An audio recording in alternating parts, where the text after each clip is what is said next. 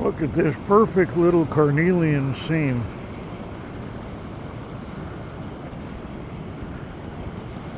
When they appear between, when the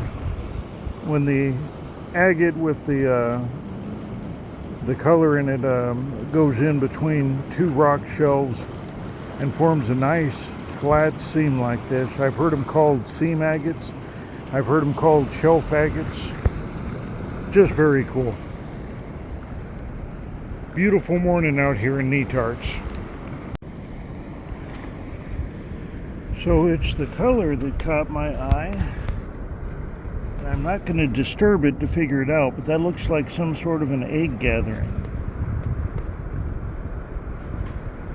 It's of course underwater, as you can see. Very neat. There are egg sacs all over in the tide pools today. I'm obviously not going to wade in, but my goodness. There are just egg sacs all over the place in here today.